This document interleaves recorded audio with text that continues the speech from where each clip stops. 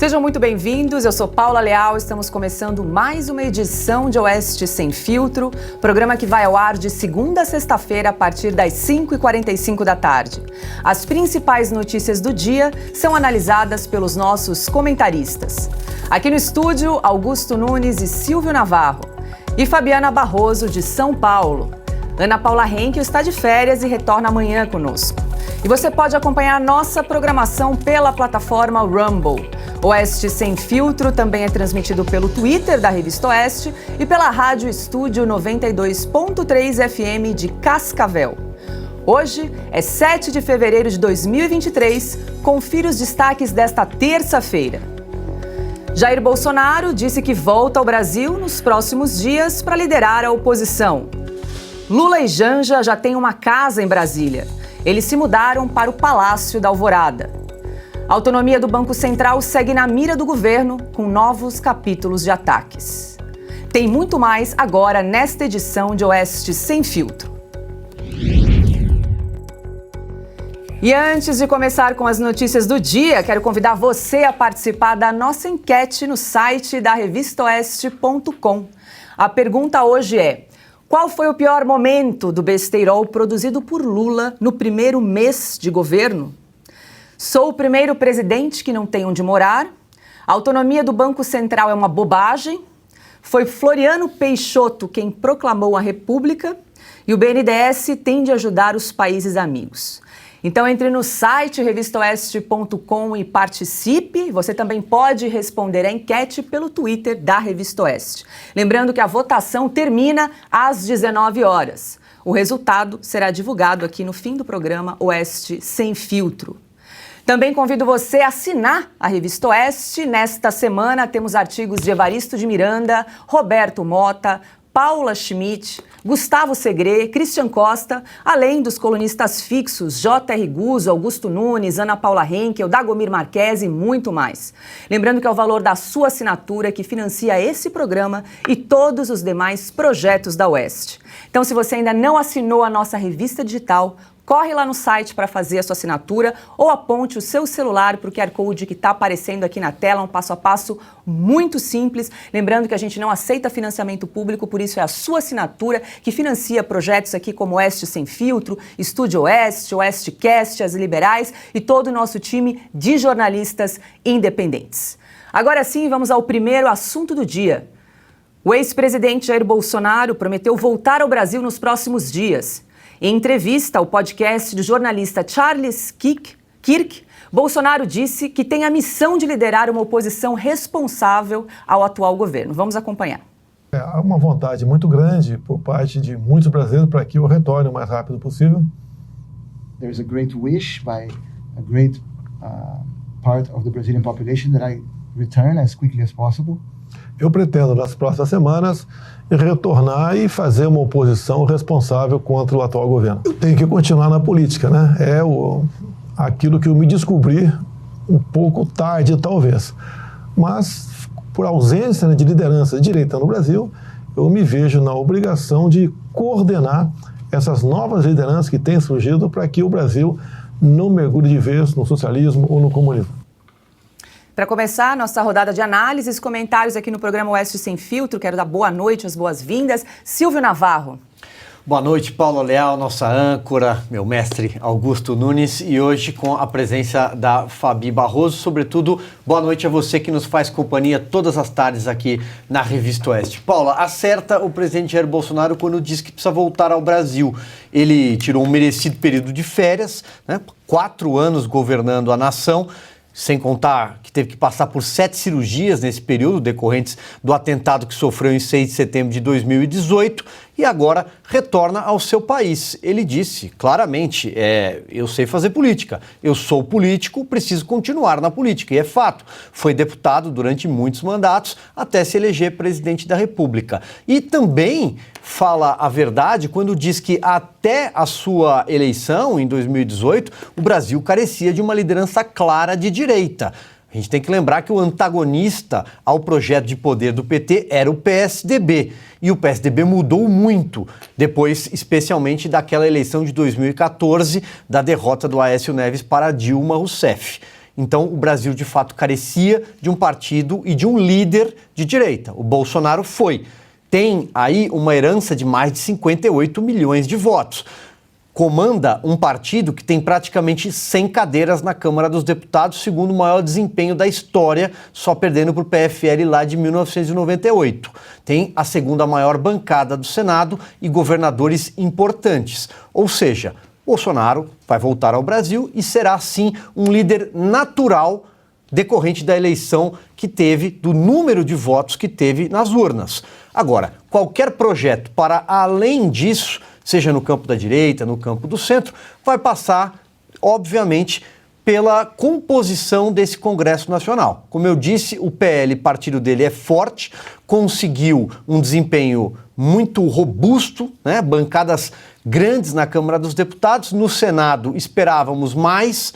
Nessa eleição do Rogério Marinho, né, conseguiu só 32 votos contra 49 do Pacheco. Então vamos aguardar o comportamento do Congresso Nacional. Mas está na hora do Bolsonaro voltar, sim. Ele não cometeu crime nenhum, como inclusive boa parte aí do ex-consórcio da imprensa, da velha mídia, tenta dizer. Não deve nada a ninguém, está retornando de férias, vai retomar a sua vida como um político que teve 58 milhões de votos.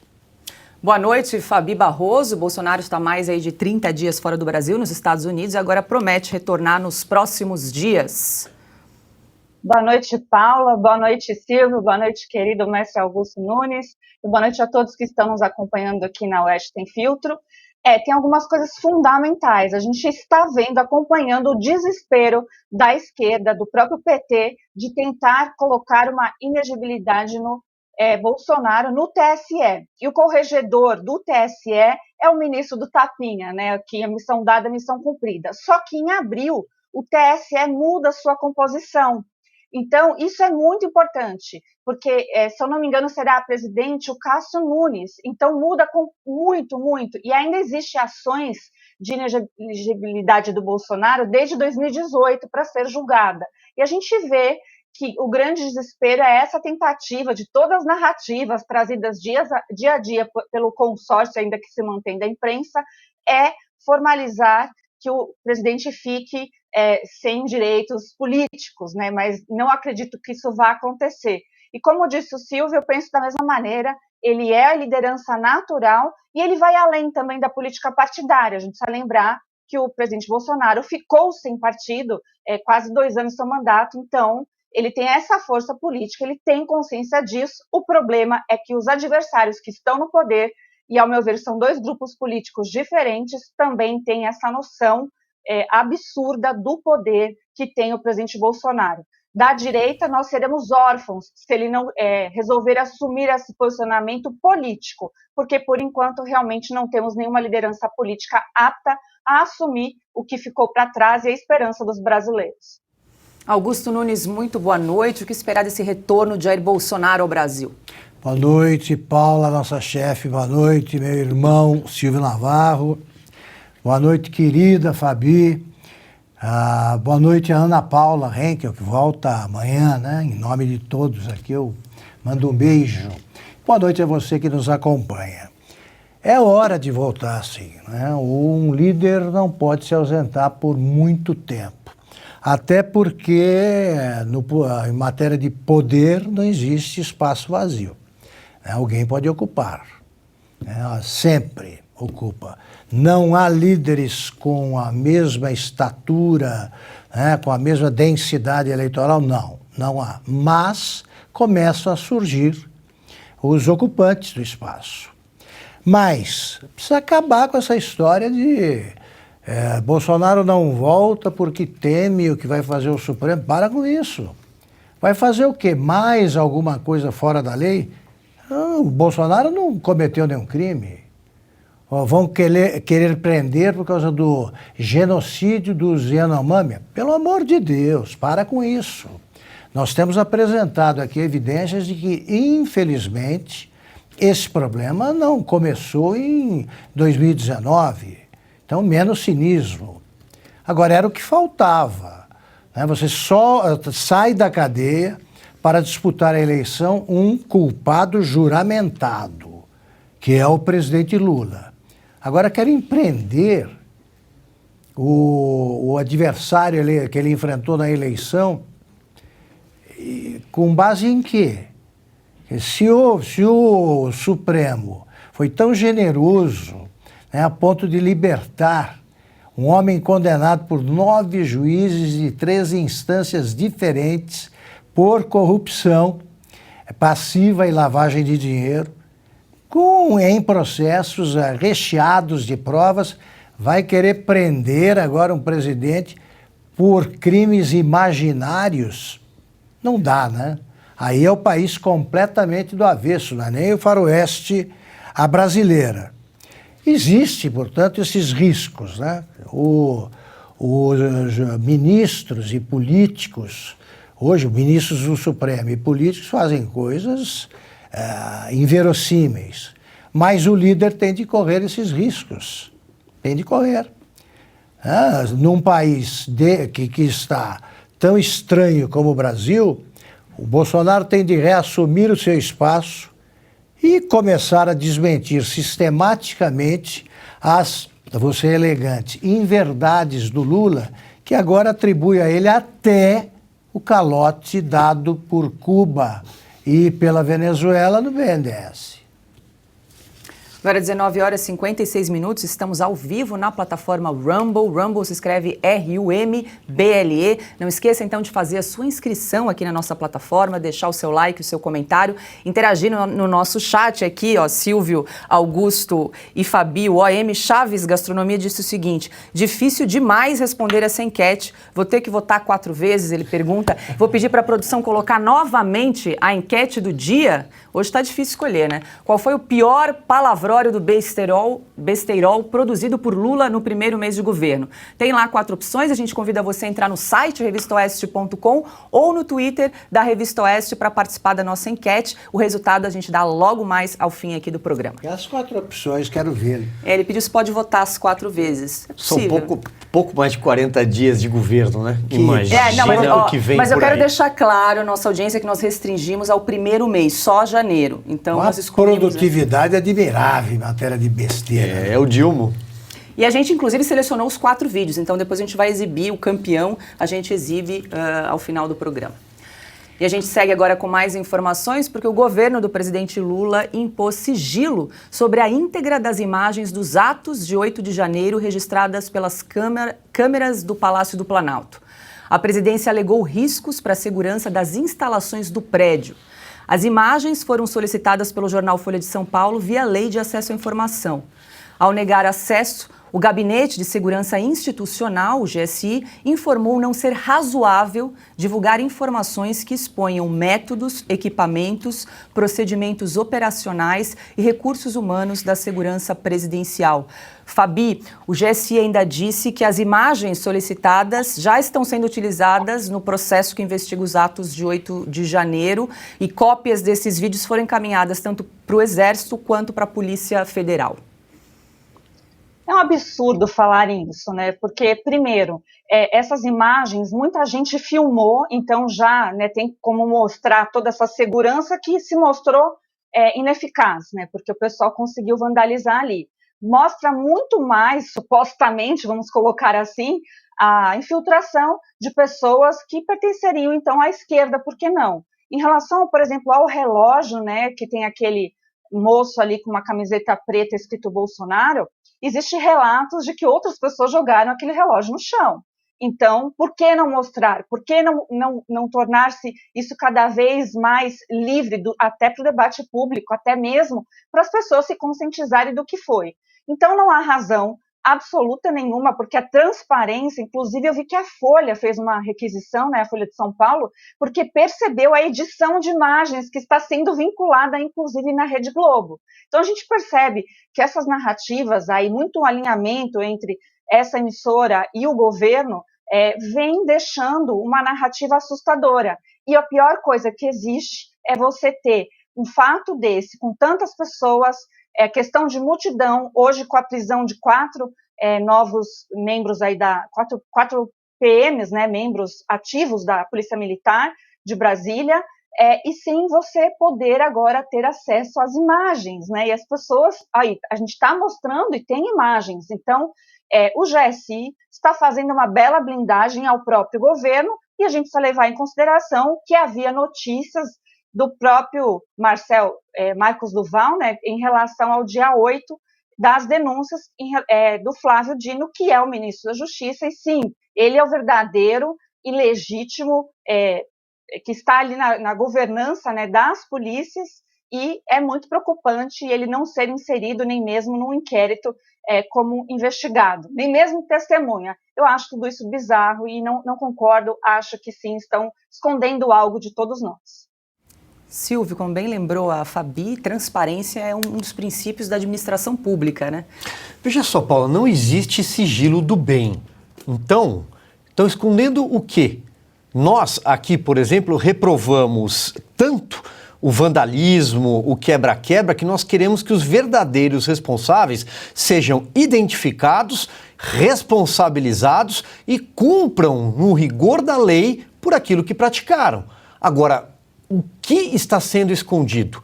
E por que a mudança de comportamento repentina depois que veio à tona, nas páginas do jornal O Estado de São Paulo, por exemplo, a informação de que órgãos do governo, e são dezenas deles, foram alertados do risco de depredação, do risco, inclusive, de pessoas infiltradas, mal intencionadas. Por que tudo mudou depois dessa divulgação? Depois que circulou a informação de que alguns integrantes do governo talvez soubessem desse risco, de que talvez tenham ocorrido falhas operacionais. E agora há pouco, quando você trouxe aqui a informação, Paula, você disse que eles temem riscos sobre métodos, sobre equipamentos, sobre operação. Ué, é estranho. Porque alguma parte dessas imagens já é pública, já saiu aí na Rede Globo, como bem lembrou a Fabi. Então, o que eles estão escondendo? Ou seja, só aumenta a necessidade, só dá força à necessidade de uma CPI para investigar tudo o que aconteceu no dia 8 de janeiro. Mas tudo, sem sigilo do bem. Augusto Nunes, Ana Paula Henkel, que não para mesmo em férias, acabou de mandar uma mensagem aqui pra gente, que está acompanhando a gente na estrada, e lembrou que a Nancy Pelosi e os democratas também proibiram as imagens do Capitólio de serem divulgadas em 6 de janeiro. O Lula está querendo dizer o quê? Ele esconde para não mostrar a eficiência espetacular do sistema de proteção ao Palácio do Planalto, por exemplo. Ele não quer expor ali o óbvio, é escandalosa ausência, né, de esquema que minimamente desse alguma segurança ali ao Palácio.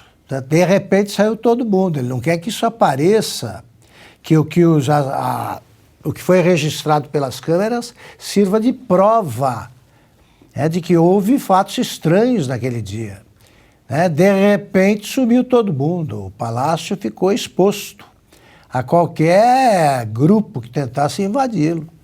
Então é o seguinte, queremos tudo, não ficou criticando tanto o sigilo imposto pelo Bolsonaro, a cartões e tal. No fim, descobriu que o Bolsonaro é quem menos gastou. Agora, está querendo esconder, para com isso. Então, os americanos estão seguindo o exemplo aí dos democratas americanos. Também não queremos ver o que se passou. O povo não pode ver o que aconteceu, que é apresentado como um golpe. Tentativa de golpe, não, coisa mais grave, né? É a intentona bolsonarista. Pois aí, olha, se houve uma intentona bolsonarista, as imagens só vão servir para provar, ou vão provar que não houve. Agora, 18h04, a gente segue com mais informações aqui no programa Oeste Sem Filtro. Depois de 36 dias hospedados em um hotel de luxo, o presidente Lula e a primeira-dama Janja se mudaram ontem para o Palácio da Alvorada. O casal não queria ficar no local enquanto não fosse reformado por causa de uma suposta depredação da residência oficial da presidência durante a estada da família Bolsonaro.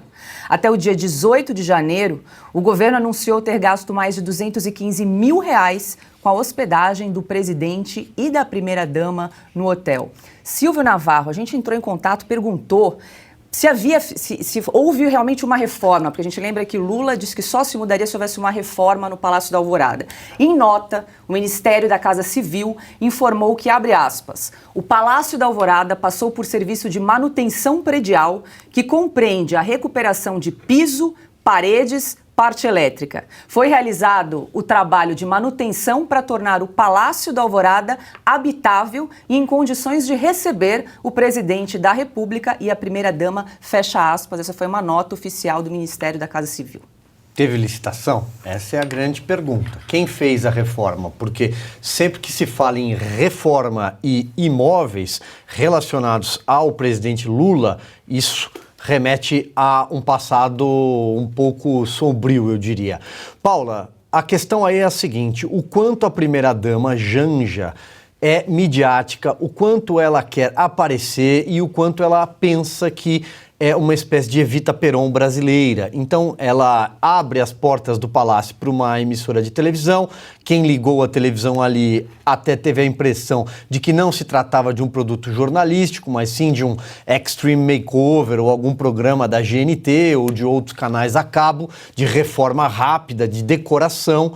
E não é disso que se trata, né? Aquilo é um palácio que pertence ao povo brasileiro. O problema é que o PT, sempre que chega ao poder, trata aquilo que é do Estado como se fosse seu. Um Brasil para chamar de seu. Em 2004, a Marisa Letícia, então primeira-dama, ela plantou uma estrela vermelha no jardim do Palácio da Alvorada, com flores, vista de cima, né? Fotógrafos da parte aérea, colocando uma estrela do PT num palácio que é do governo, que é do Estado, que é do povo.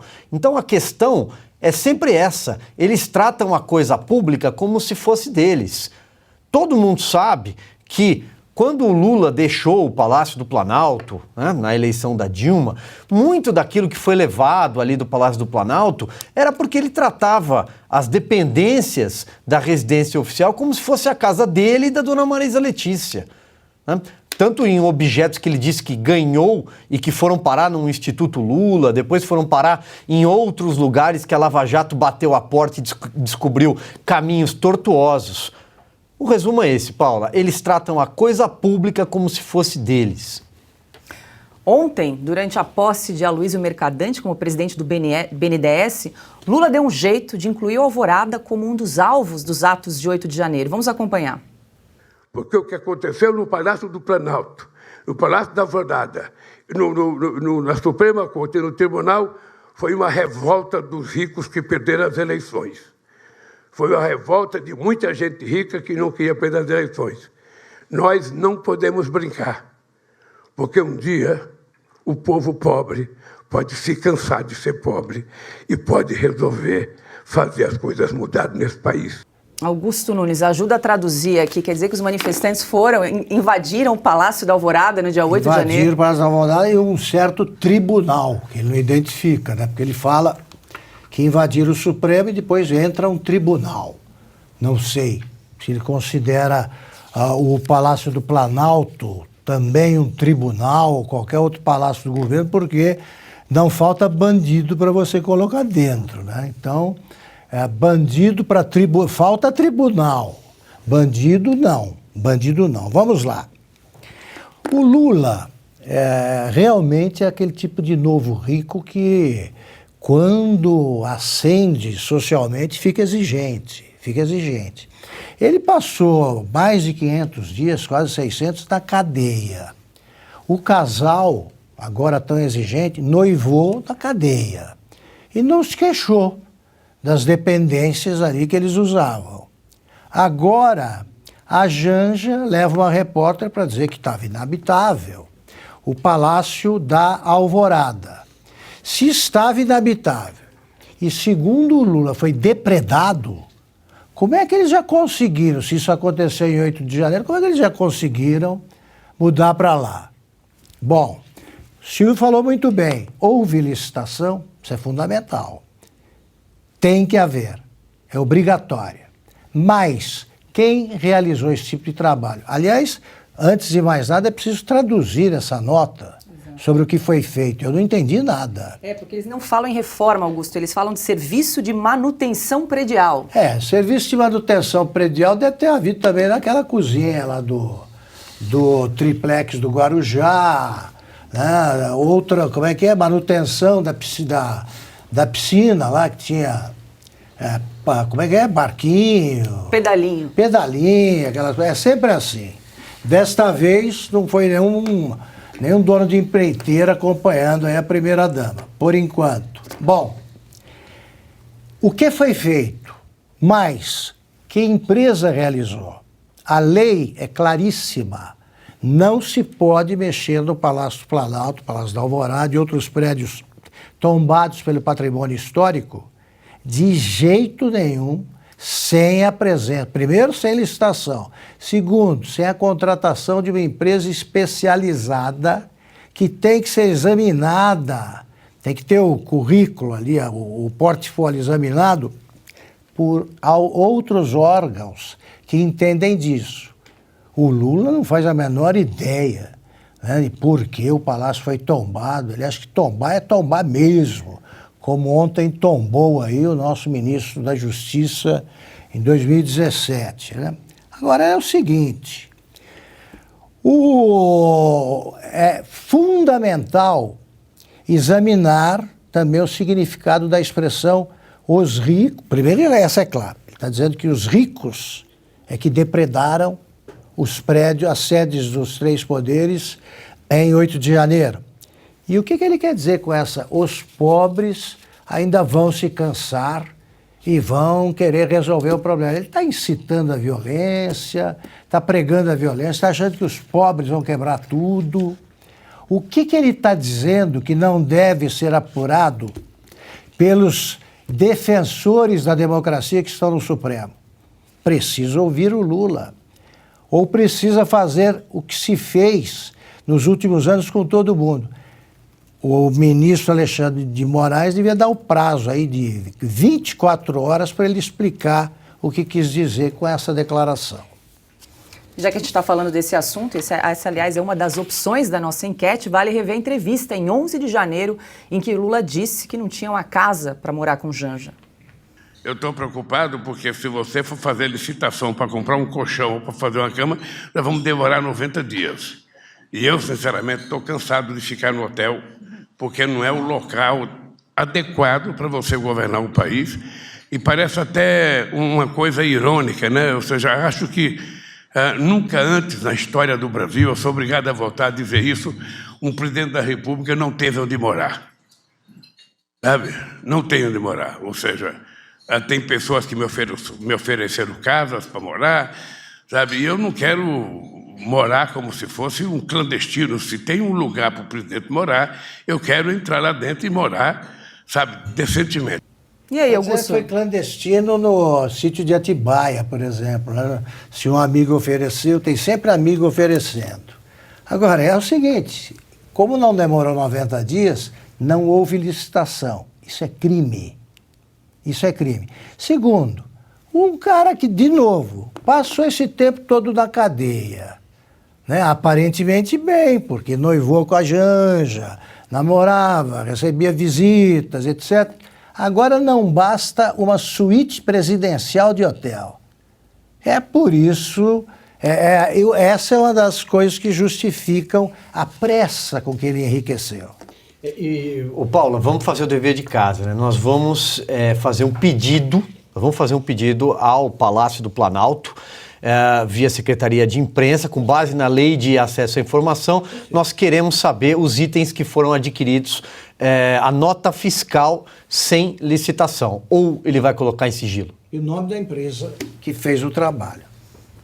Pronto, vamos atrás, porque esse serviço de manutenção predial, essa nota do Ministério da Casa Civil não resolve absolutamente nada, né? E outra vez, Paula, dá para ler? Claro, está aqui. O Palácio da Alvorada passou por um serviço de manutenção predial que compreende a recuperação de piso, paredes, parte elétrica. Foi realizado o trabalho de manutenção para tornar o Palácio da Alvorada habitável e em condições de receber o presidente da República e a primeira-dama. Não diz nada. Não quer dizer nada. Nada. Absolutamente nada. Zero. Porque pode ter trocado uma lâmpada, pode ter trocado um assoalho, um piso frio.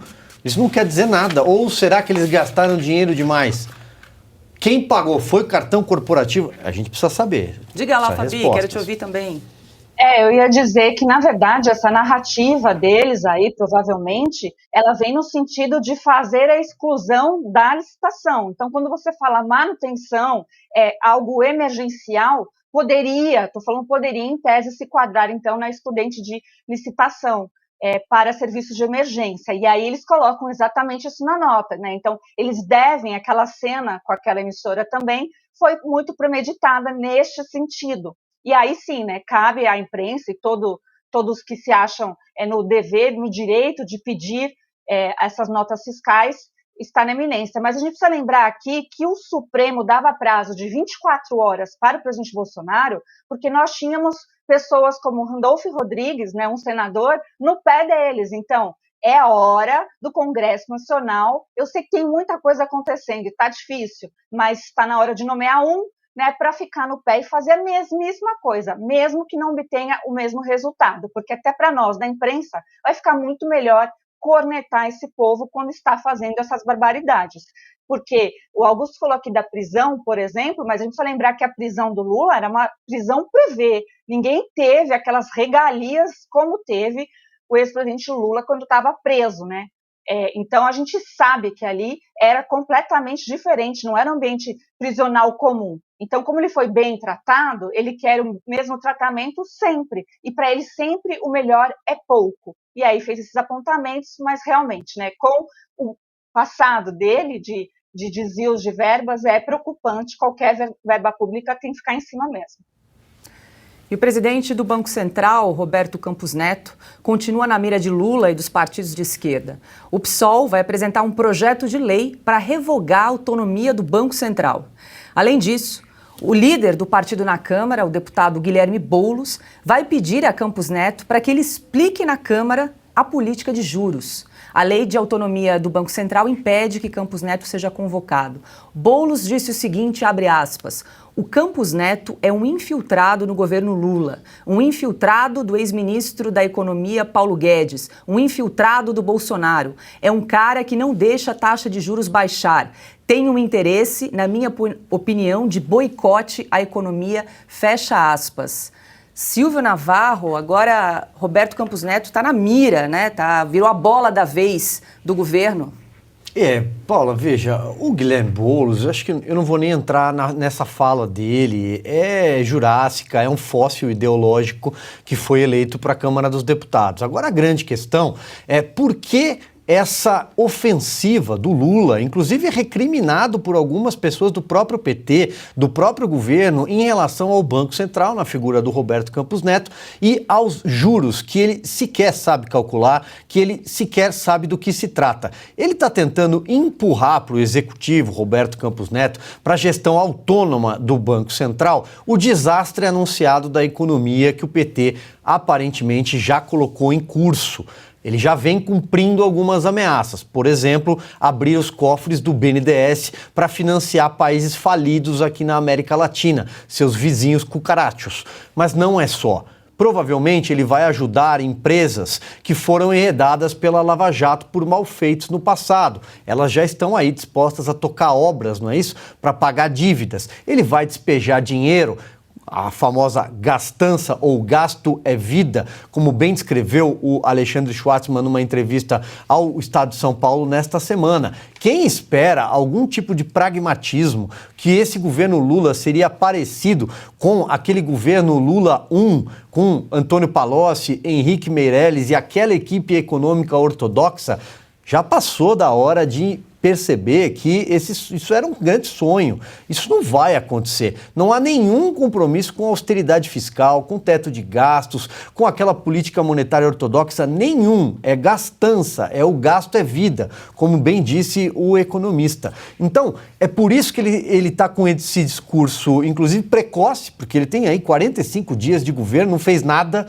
ainda, não disse a que veio. Há uma sensação de uma cadeira presidencial vazia, só bravatas em cima de bravatas aqui e fora das nossas fronteiras, os países que ele anda visitando, vai fazer novas viagens, vai aos Estados Unidos, ou seja, só bravatas e empurrando uma questão econômica para a grama do vizinho, porque ele sabe que o que ele está semeando aqui no Brasil é uma tragédia. A gente só espera que o legado do Paulo Guedes, da política econômica do ex-ministro Paulo Guedes, sobreviva um pouquinho mais de tempo. Do contrário, ele vai destruir o Brasil mais rápido do que a gente imaginava.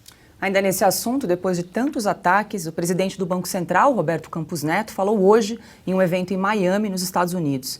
Ele disse o seguinte sobre a autonomia da instituição, abre aspas, quanto mais independente você é, mais efetivo você é e menos o país vai pagar em termos de custo-benefício da política monetária, fecha aspas. Fabi, quero te ouvir. O presidente Lula já atacou a autonomia do Banco Central algumas vezes, inclusive ameaçou rever essa regra que foi aprovada em 2021 ainda no governo Bolsonaro, quando terminar o mandato de Campos Neto no fim de 2024. Ele falava isso durante a campanha, então ele não blefou, né? Ele realmente ameaçou a isso em relação à independência do Banco Central, só que aí a gente vê realmente como eles não têm noção da realidade. O Roberto Campos está lá nos Estados Unidos e lá acabou de ser revisada a taxa de juros do Federal Reserve, né, do Fed americano, para cima, porque o mundo está num colapso econômico e isso acontece, é a forma de você ancorar, né, a economia, mas eles não querem nem saber de teto, muito menos de âncora, então a gente fica à deriva. E aí, só para complementar, em relação também ao mercadante, que eu vejo, né, que uma boa chave de um cofre, que ele está com essa chave desse cofre, no meu conceito, ele violou, sim, a lei das estatais, né, que realmente foi feita para que nenhum político mais ocupasse esses cargos de tão chaves do cofre, como é no caso do BNDES. E ele quer, o objetivo dele, alinhado já também com todo o consórcio de imprensa, é pegar o Roberto Campos, justamente porque ele foi um dos mais elogiados. E se ele for um infiltrado do Bolsonaro, é infiltrado de grande parte, então, da população, pelo menos 58 milhões de brasileiros, que deu sim, né, o seu sim, e dá credibilidade para a política econômica brasileira, que nunca foi tão boa quanto na gestão passada. Então, isso que ele fala muito mais sobre ele, ou melhor, desdiz sobre ele, do que qualquer perspectiva, e o mercado é bom que ele já observa, e qualquer pragmatismo daquele pessoal que fez o L já deve estar muito arrependido, porque não há esperança econômica no governo Lula. Augusto, ainda ontem, na posse de Aloysio Mercadante no BNDES, Lula também não perdeu a chance de criticar a autonomia do Banco Central. Não se manifestar. Se as pessoas acharem que vocês estão felizes com 13,5%, sinceramente, eles não vão baixar juro. E nós precisamos ter noção.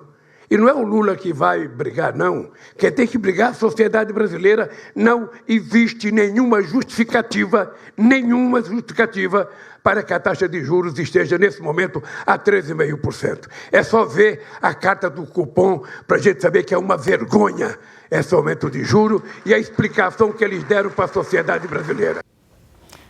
Repito, vergonha é a ignorância, né, do Lula. Primeiro ele diz, a certa altura ele diz que subiu, né? Subiu a taxa de juros, que ficou no mesmo lugar. Ele não entende rigorosamente nada, nem o Haddad. Nada de taxa de juros. Vamos aí a algumas obviedades, né? Ele errar até a taxa de juros, Augusto. Ele disse 13,5, é 13,75. Exatamente. Agora, há alguns fatos históricos. Primeiro, a taxa de juros, ela tem de ficar alta, tem de ficar nesse patamar, para que a inflação não aumente ainda mais. A inflação crescente é o terror dos mais pobres. É isso que ele não sabe, ele não entende. Vou dar um exemplo. Em 1994, quando foi lançado o Plano Real, a inflação estava em torno de 30%, né, ao mês. O que é que ocorria? O pagamento sai para muita gente no dia 5. No dia 5, as pessoas que recebiam esse salário, algum tipo de pagamento, eles tinham de comprar tudo que fosse necessário no mesmo dia para escapar da desvalorização do salário em 30%. Então, o Plano Real, ao reduzir a inflação a quase zero no começo, 2%, 1%, ele mostrou que existia a figura dos sem conta. Os caras tinham de gastar em bens, ali no supermercado, porque eles não tinham nem dinheiro, não tinham conta bancária. Eles não só tiveram um aumento real no salário de quase 30% na renda mensal, que era equivalente à inflação, como eles abriram conta em banco e puderam depositar aquilo em vez de gastar logo, porque se você guardasse esse dinheiro em casa, ele ia desvalorizando palpavelmente. Você via o dinheiro desaparecer. O Lula não sabe de nada disso, mas o Henrique Meirelles, que entende de economia, era o presidente do Banco Central do Lula e resistiu às pressões do Lula para que os juros baixassem e conseguiu manter a política do Fernando Henrique na sua essência e por isso o Brasil não foi para o brejo. É o caminho que o Brasil está percorrendo agora.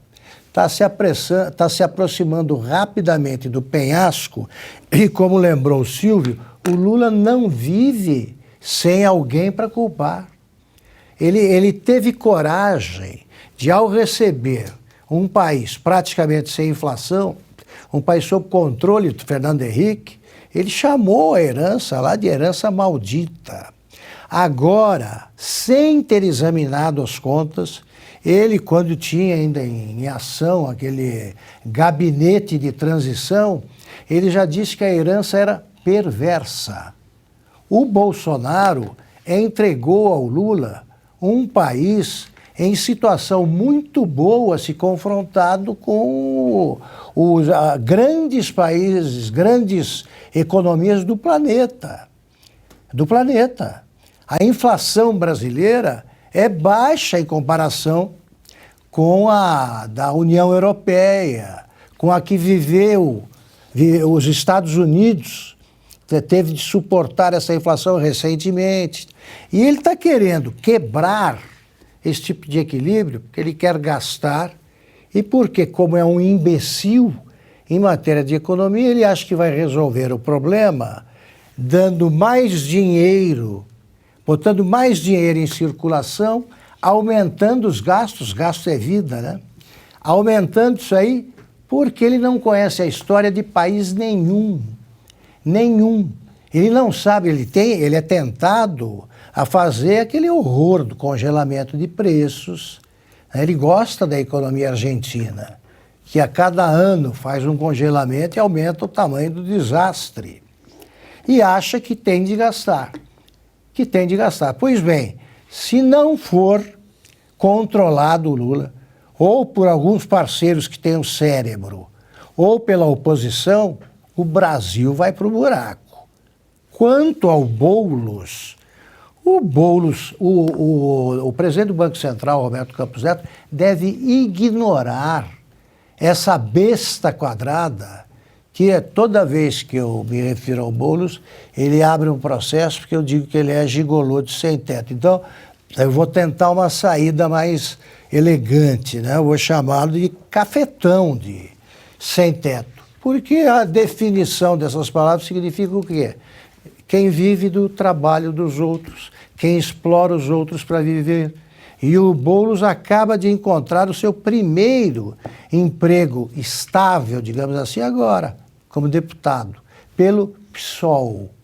O PSOL tem a cabeça em 1840, por aí, se é que avançou um pouco. E as críticas de Lula ao Banco Central e à taxa de juros não ficaram restritas às falas do presidente. A ministra da Ciência e Tecnologia, Luciana Santos, aproveitou um evento da Uni no Rio de Janeiro para mostrar que não entende de economia. É preciso ter uma política de juros à altura dos desafios nacionais. Tem que o Banco Central baixar a taxa Selic e nós vamos ter que garantir isso nas ruas. Baixar juros para retomar o crescimento do país. Vale a pena ainda acompanhar o momento em que a ministra dá as boas-vindas às colegas. Quero saudar as deputadas que estão aqui presentes. Uma do Partido Comunista do Chile, que se faz aqui presente nessa plenária. Muito bem-vinda, deputada. A outra do Partido Socialista da Venezuela, da ampla coligação que dá sustentação a Maduro. Bem-vinda, deputada, também aqui a esse momento. Silvio Navarro, a gente já tem um ministro da Fazenda que admite que não entende nada de economia, agora a ministra da Ciência e Tecnologia também dando pitaco na nossa economia e na taxa de juros. Esse é daqueles vídeos que dá vontade de desver, né, Paula? Olha só, que coisa paradoxal, né? A ministra de Ciência e Tecnologia com esse discurso jurássico, né? É fossilizado, discurso antigo, ultrapassado, saudando colegas comunistas da Venezuela, socialistas, que dão sustentação ao governo Maduro. É uma ditadura de esquerda, as pessoas estão passando fome na Venezuela. Sustentação a que governo? Quem dá sustentação ao governo Maduro, a ditadura do Nicolás Maduro, são generais nomeados em enorme escala desde o chavismo, desde o Hugo Chávez. Sobre o Chile, a gente sabe o que está acontecendo no Chile, é só procurar na internet o que o atual presidente mandatário do Chile, é uma espécie de Guilherme Boulos chileno, aliás, né, o Gabriel Boric. É só ver o que ele está praticando no Chile, já há protestos nas ruas. A economia chilena segue ladeira abaixo. Agora, esta senhora ministra Luciana Santos, de Ciência e Tecnologia, ela enfrenta 4 processos. Ela é daquela lista de 12 dos 37 ministros deste governo Lula que respondem a processos que estão enrolados com a justiça. Ela tem uma condenação no Tribunal de Justiça de Pernambuco, quando foi prefeita de Olinda, em 2004, por conta do sistema de iluminação. Ela disse que não houve prejuízo ao patrimônio e recorre, mas foi condenada. Depois, em 2007, ela tem mais um processo, uma acusação de irregularidade na contratação de carros. Ela disse que não tinha carros disponíveis, por isso ela promoveu uma dispensa de licitação. Depois, em 2019, o Ministério Público, né, disse que a ex-prefeita, agora ex-prefeita, não comprovou a aplicação de recursos do FNDE. Depois, um advogado acusou a ministra de usar irregularmente uma aeronave. O que ela disse? Que usou a aeronave, que isso foi uma acusação política do Ministério Público, perseguição. E sobre o dinheiro do FNDE, ela falou o seguinte: a União demorou tanto que eu não consegui achar os documentos. Ou seja, ela está enrolada até o pescoço com a justiça. Faz parte da lista de ministros que, se tivessem a mínima decência e o Brasil fosse um país minimamente sério, já teriam deixado o cargo, pedido exoneração para se defender na planície, né? Ela tem mandato, é deputada, né? Ela poderia se defender na Câmara. E aí, Augusto? Ô, Silvio Navarro, quem é que indicou essa figura? É o PCdoB, né? PCdoB para o Ministério. Esse ministério não lida com cientistas? Pois é. Bolsa, ciências. Sim, universidades. E os cientistas agora estão tranquilos. Vendo isso aí. Contar uma história. Vocês certamente não sabem, porque vocês são muito jovens. Na minha infância, e aparecia no jornal de vez em quando, por falta de assunto, alguém via na Escócia o monstro do Lago Ness. Aí filmava ali, não dá para ver nada, né? Imagina, aquela fotografia desfocada, aparecia.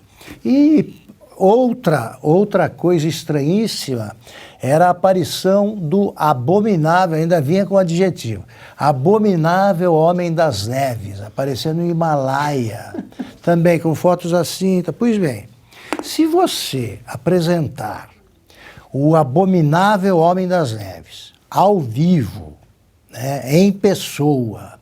E o monstro do Lago Ness também. Há alguma plateia de país desenvolvido, para a França, por exemplo, vai para Paris, mostra. Eu acho que os dois iam causar uma impressão menos estranha do que essa ministra de Ciência e Tecnologia. Ela parece, o meu projeto que nunca funcionou, que a única ideia que eu tive como homem de negócios, é o Circo Vermelho Brasil. Leva aí, ó, essa aqui é do PCdoB do Brasil, deixa ela falar. Como é que pode? Ela ainda acredita no comunismo e ela está falando sobre juros, falando em Banco Central, tal, e é uma das 37 figuras, né, que vão ajudar o Lula a salvar o Brasil, e os cientistas estão tranquilos. Isso aí é uma coisa mais jurássica. O Boulos, por exemplo. Como é que pode aparecer uma coisa dessas? Tá? Se o Marx ressuscitasse e visse no que deu, tá, com essas ideias dele, do Engels, ele... Onde é que eu tô? Tá no Brasil, isso aí é comunista? Toca o enterro, aquela piada, né? Toca porque eu quero voltar. Volta. Então, é o seguinte, o Lula pode ganhar dinheiro em Paris, leva na comitiva presidencial, qualquer viagem que fizer, leva isso aí, solta. Porque eu pagaria o ingresso de qualquer preço para ver uma do Partido Comunista do Brasil, que é anterior a 1800. E o presidente do BNDES, Aloysio Mercadante, terá uma nova assessora especial. Carol Proner, advogada e mulher de Chico Buarque.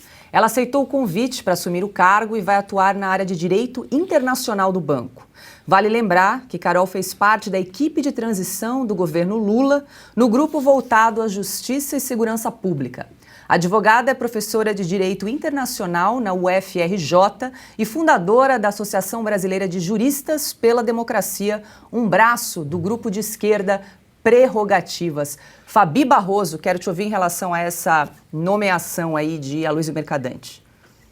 Olha, depois dessa descrição do Augusto, né, que realmente ele narrou o horror que é o Brasil, e lembrando só para falar da Uni, que o Maia não deixou que a Uni acabasse, lembra a carteirinha de estudante? Ficou segurando um projeto do governo Bolsonaro até caducar a MP que foi apresentado. Então, bota na conta do Maia, ainda existiu o palco, viu, Augusto, da Uni, que esse não era nem para estar existindo.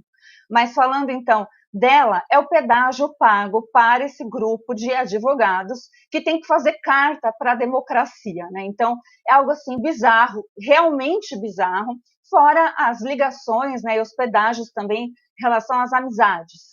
Então, para esse pessoal, é legítimo você nomear pessoas amigas que têm interesses, pagando esse pedágio devido ao passado e se comprometendo, então, até deturpar o direito, porque é assim que eu vejo esse grupo aí de advogados que tem muita força política e muito investimento. Então, às vezes, para nós aqui, advogados meros mortais, como quando vamos falar da própria lei e do que está ocorrendo no Brasil, que a gente não precisa fazer carta alguma da democracia, porque aquele que vivencia o dia a dia sabe viver o poder do povo, né, a verdadeira democracia, e não precisa fazer, né, essas coisas aí que esse pessoal faz. Então, mas ela não nega também, além do parentesco, ela também vem da Universidade aí do Rio de Janeiro, a Federal, que tem uma linha ideológica que todo mundo sabe, né? Então, eles são os verdadeiros negacionistas, porque direito e internacional, ele deve seguir regras. E eu até gostaria de perguntar já, primeira pergunta já para, então, recém-nomeada, se o Brasil pode dar privilégios a países estrangeiros quando tem muita obra para ser financiada aqui pelo BNDES. E como ficará os nossos agricultores, que parece que a linha de crédito já foi fechada para eles. Por quê? Por que isso está acontecendo? Estou sendo irônica, não espero resposta, mas para apontar um dos grandes desafios que nós teremos também nesses apontamentos jurídicos. Diga lá, Augusto, que aliás escreveu um artigo essa semana, biografia, um raio-x do grupo Prerrogativas, está lá na Revista Oeste. É uma radiografia não autorizada, né? Eles não autorizam nunca, mas já vale a pena conhecer essa turma. É a turma que inclui entre seus líderes aquele que diz que O crime já aconteceu, prender para quê? Né? O Mariz, Antônio Mariz de Oliveira. Bom, a Fabi, obrigado, Fabi, pela informação muito oportuna. Eu lembro também que a Uni não pagou, sumiu com aquele dinheiro, né? Deram um dinheirão para a Uni, um negócio de milhões aí para reconstruir o prédio que foi incendiado. Esse discurso vem de longe, hein, Silvio? Foi incendiado em 64, na Praia do Flamengo, tá? Sumiu o dinheiro. O prédio continua lá por ser reconstruído e lá vão os caras que vivem de meio ingresso, agora dificultar a vida deles, eles estão precisando de mais uma verba. Daqui a pouco eles aparecem. A turma da Uni é a União Nacional, mudou para... tem um A no fim agora. É a União Nacional de Estudantes Domesticados. Antes, eles protestavam contra tudo. Agora, defendem o governo Lula. Então, todos aí também no PCdoB. Vamos lá. Onde é que fica a sede do BNDES? No Rio de Janeiro. Pronto. Se fosse Brasília, não nomearia para não separar o casal. Porque ali vai a anotação como? Você acha que eu te mando assim? Para o Silvio Navarro, eu sou o Lula. E o Silvio é o meu chefe de gabinete, chefe da Casa Civil. Assim, Silvio, como é que é? Carol Proner. Ele falou, quem é? Agora eu mando assim, mulher do Chico. Pronto. Foi assim que foi nomeada a irmã do Chico. Agora, tudo tem que ser para atender às circunstâncias que favoreçam a vida do casal, no Rio, onde mora o Chico Buarque. Já a mulher do Haddad também foi nomeada para algum cargo do governo em Brasília. É bonito isso, né? Não separar os casais. Meu Deus do céu! Né? Não é tão remoto assim o tempo em que a mulher, se quisesse viver em Brasília, acompanhava. Se não, continuava lá na cidade onde está e segue o baile. A Ruth Cardoso, grande Ruth Cardoso, que foi a primeira dama que recusava esse nome, não precisa, que tinha vida própria e profissão, foi a única. Ela era antropóloga e respeitadíssima no mundo. Ela morava em São Paulo, ia para lá, voltava, criou Comunidade Solidária, um grande programa, com os critérios de uma cientista e uma mulher de bem. Pois é, o Brasil é tão ignorante, jornalistas brasileiros são tão ignorantes, que quando o Fernando Henrique, pouco depois de eleito, disse numa entrevista que perguntaram, o que você vai fazer na União Soviética? Já era a Rússia. O que você vai fazer lá em Moscou? Ele falou, vou acompanhar a Ruth. Riram. Acharam que ele estava fazendo uma piadinha para esconder alguma coisa. A Ruth Cardoso era uma das principais conferencistas do Encontro Mundial de Antropologia. E não sabiam. Muitos brasileiros não sabem. Agora é bom saber que todas as outras vão porque são mulher do fulano. Isso aí não é critério. Isso não é critério. No mundo em que você procura meritocracia, aqui vale o irmão de fulano, mulher de fulano, casada com fulano. É isso. Agora 18 horas e 43 minutos. O presidente Lula exonerou nesta terça-feira 3 dos 7 integrantes da Comissão de Ética Pública da Presidência. A decisão ocorre depois de uma reportagem do Estadão revelar que o órgão beneficiou ex-ministros Jair Bolsonaro. A Comissão de Ética liberou da quarentena de 6 meses e autorizou, por exemplo, a ida dos ex-ministros das Comunicações, Fábio Faria, e da Advocacia Geral da União, Bruno Bianco, para assumir cargos no Banco BTG Pactual. O órgão também autorizou o ex-ministro da Infraestrutura, Marcelo Sampaio, a trabalhar na Vale. Silvio Navarro, primeiro é preciso entender que essa quarentena de 6 meses existe aí em razão de um possível conflito de interesses, né? Pois é, Paula, veja, essa comissão é formada por 7 membros, né, que tem ali uma espécie de um mandato de 3 anos, renováveis por mais um período, mas também não tem remuneração, são cargos ali de assessoramento. Paula, veja, não importa qual é a coloração, a linha ideológica do governo, a questão é se há algum tipo de conflito entre a esfera pública e a esfera privada, deve ser combatido, deve ser criticado. Então não é porque se trata de uma lista de ministros do governo anterior que não deve ser criticado um eventual. Precisa se apurar, precisa se entender exatamente quais são esses cargos, detalhadamente, a participação deles em bancos e empresas públicas. Alguns deles aí citados, eu conheço inclusive o currículo e sei que são pessoas capacitadas, como por exemplo o ex-ministro de Infraestrutura e mesmo o Bruno Bianco. Agora, é evidente que sempre que a coisa pública e privada no Brasil se misturarem, nós vamos viver uma republiqueta. Basta você andar em Brasília que você vai encontrar uma série de ex-parlamentares circulando no Congresso Nacional com a mesma desenvoltura que circulavam quando tinham mandatos, mas eles estão ali fazendo lobby para empresas. Isso é muito comum, basta uma simples votação numa comissão temática da Câmara dos Deputados, por exemplo, uma comissão que envolva projetos de infraestrutura, a comissão de assuntos econômicos, você seguramente vai encontrar algum ex-parlamentar, alguns inclusive falam e dão entrevistas como se não estivessem no exercício do mandato, frequentam o gabinete da liderança do partido, que seguem filiados, mas estão ali representando empresas, representando o setor privado. É o lobista sem crachá. Né? No Brasil, o lobby não é regulamentado. Em outros países é, nos Estados Unidos é, por exemplo. Aqui não é. Então, eles atuam como lobistas. Então, eu acho que é o seguinte, se existe uma quarentena e é bom que ela exista,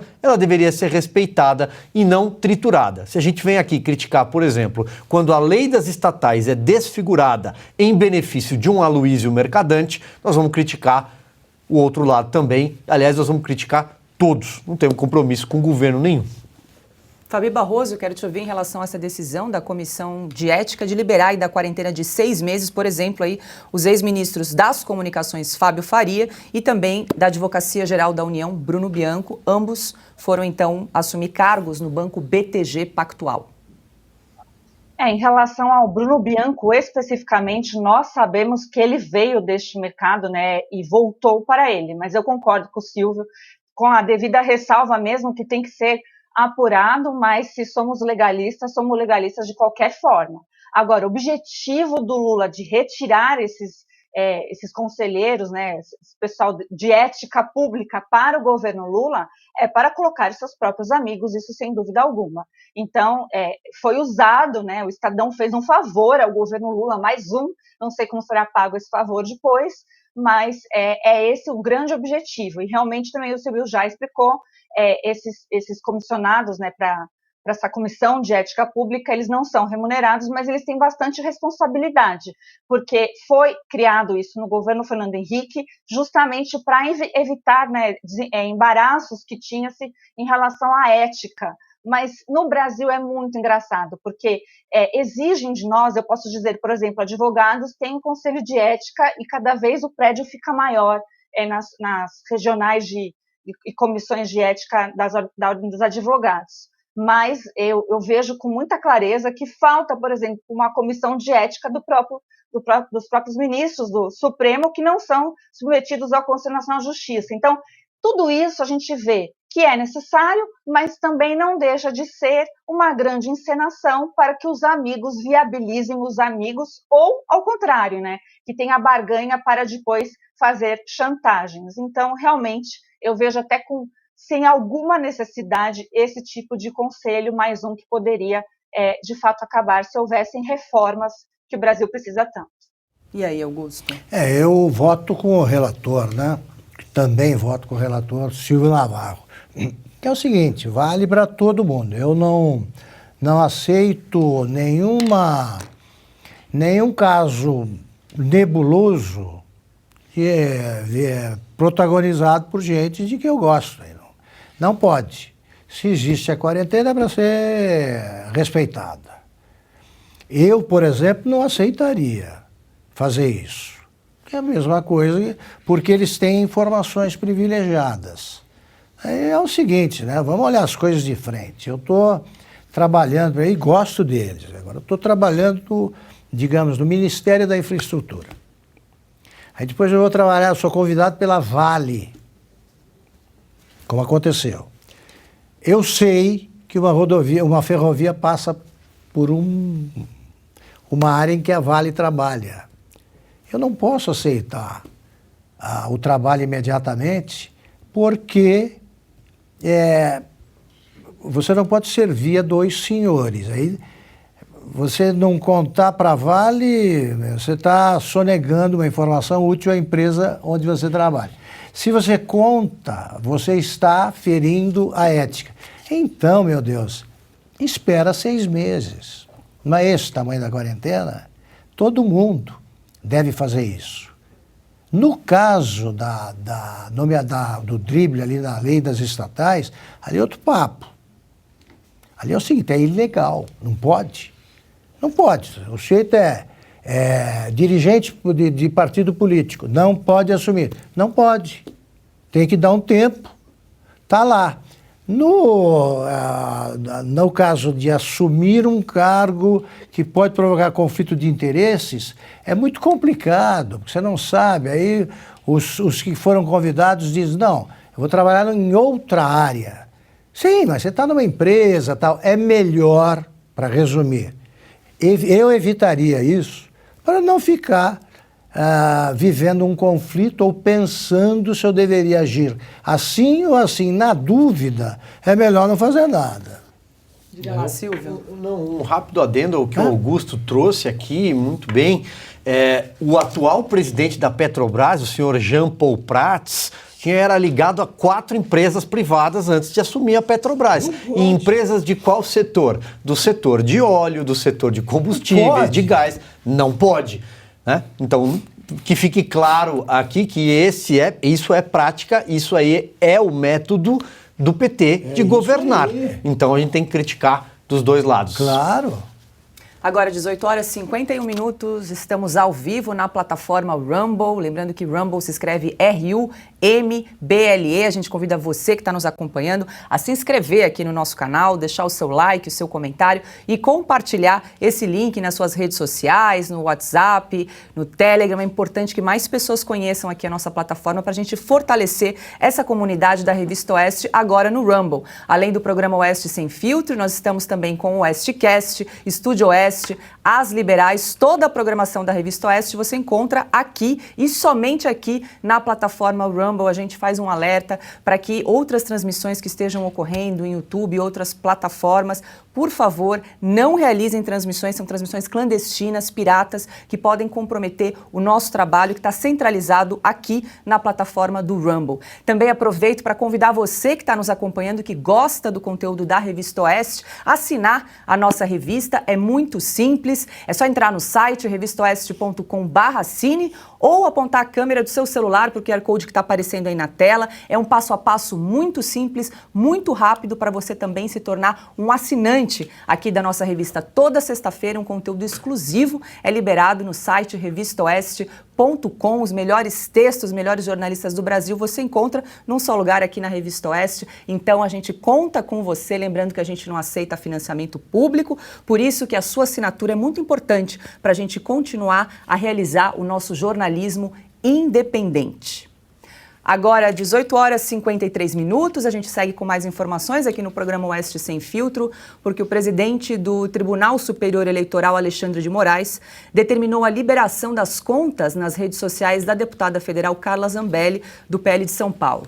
Os perfis estavam suspensos desde dezembro do ano passado.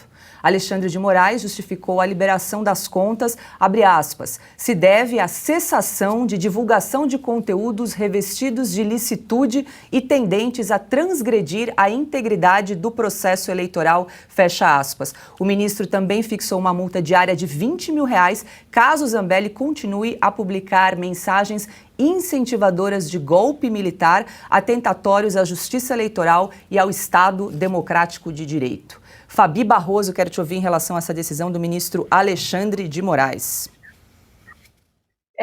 Eu não sei se a gente tem tanta liberdade para falar a respeito disso, mas eu tentarei.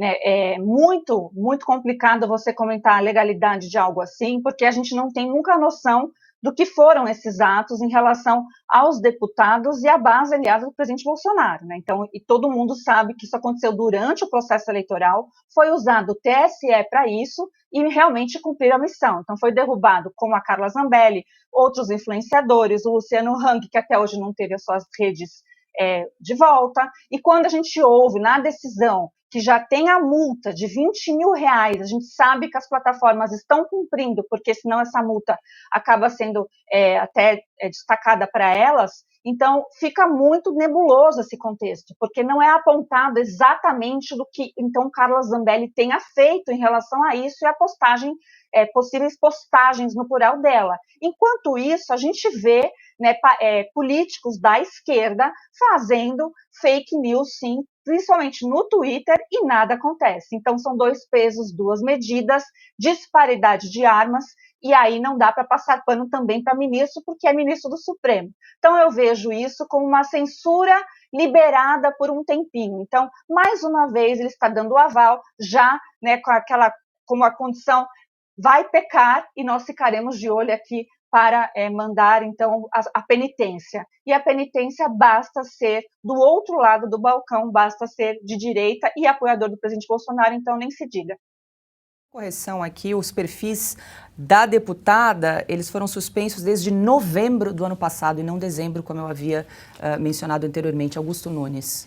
Olha, eu comento com naturalidade. As coisas que acontecem lá não mudam em nada, é o meu ponto de vista. Que bom que o Alexandre de Moraes suspendeu a suspensão, né? Cancelou a suspensão porque é censura. E é uma notícia que eu sempre torço quando é uma notícia assim para que ela seja um indicador de que as coisas vão mudar. Porque não é possível continuar com esse negócio de interpretar o que é ameaça, o que não é, o que é verdade e o que não é. Porque nós estamos dizendo isso há mais ou menos 3 anos. Ninguém tem condições de fixar o que é verdadeiro e o que não é. Então é melhor não entrar nesse terreno nebuloso e deixar que a lei cuide de quem ultrapassa fronteiras, as leis já existentes. Eu acho, tomara que seja um sinal nessa direção, e seria um sinal ainda mais animador se a gente acabasse com uma história que me incomoda há muito tempo, tenho falado muito nisso, Silvio, Paula, Fabi, que é essa história de multas. Eu estou percebendo o seguinte, a legislação brasileira não delibera, né, sobre multas, não estabelece alguma coisa clara para todos os casos. Eu acho que num sistema de justiça normal, você tem de fixar coisas assim, tantos salários mínimos a tantos salários mínimos, a multa. Porque eu vejo oscilações nas quantias que são muito intrigantes. Como é que se pode aplicar uma multa a um jornal para 1.800.000? Quem fixa isso aí? E isso tem servido para inibir muita gente. Muita gente. As pessoas começam, não, vai bloquear minha conta. Isso é uma violência que não pode mais acontecer. Porque você impede que a pessoa receba o fruto do seu trabalho. Por consequência, você impede a pessoa de trabalhar. Então, assim, é bom que sejam suspensos, essas medidas sejam suspensas todas. É bom que haja um passo, tá, por parte do STF e dos deputados em direção à normalidade. Dos deputados, eu digo, estou me referindo à direção do Congresso, também inclui os senadores. Cada um precisa ocupar, como disse o Arthur Lira, o seu quadrado ali. Está na hora de fazer isso. O Lula chegou dizendo que queria normalidade, só aposta no conflito. Então, eu acho que está ficando muito antigo esse tipo de tensão que a gente vive em consequência de eleições que acabaram, já foram feitas. Tá ainda o Lula que quer falar no Bolsonaro, então o governo acabou. A campanha eleitoral acabou. Os deputados, foi renovado o Congresso. É preciso, como disse com muita propriedade o editorial do Estadão, que os juízes voltem a falar nos autos, porque esse conselho é um conselho encampado por todo brasileiro sensato. Agora, 18 horas e 59 minutos, a produção me disse que ainda dá tempo de você que está nos acompanhando responder rapidinho a nossa enquete do dia. Então, pergunta do dia, vamos lá. Qual foi o pior momento do besteirol produzido por Lula no primeiro mês de governo? Tem lá 4 opções, a gente convida você a responder rapidinho, tanto no site revistaoeste.com e também no nosso Twitter, e logo mais a gente dá o resultado para você, inclusive com o vídeo da fala do Lula que você eleger aí na sua casa. A gente segue agora com mais informações, logo mais a gente tem entrevista aqui no programa Oeste Sem Filtro. O deputado paranaense Deltan Dallagnol enviou ontem um ofício ao ministro do STF, Alexandre de Moraes, solicitando a retomada do julgamento de Valdez Góes, ministro da Integração e Desenvolvimento Regional. O político é investigado por peculato em atos administrativos entre 2009 e 2010, quando era governador do Amapá. Em 2019, o ministro de Lula foi condenado pelo Superior Tribunal de Justiça a mais de 6 anos de prisão por desviar dinheiro de empréstimos de servidores públicos do Amapá. Em abril de 2021, o julgamento de Góes foi interrompido depois do ministro Alexandre de Moraes pedir mais prazo para analisar o caso. Silvio Navarro, você que conhece bem essa história, né? O julgamento, então, está suspenso em razão do pedido de vista aí de Alexandre de Moraes desde abril de 2021. Exatamente, Paula. O Valdez Góes é um dos ministros, eu citei agora há pouco quando comentávamos sobre a Luciana Santos, a comunista que noticiamos aqui de ciência e tecnologia.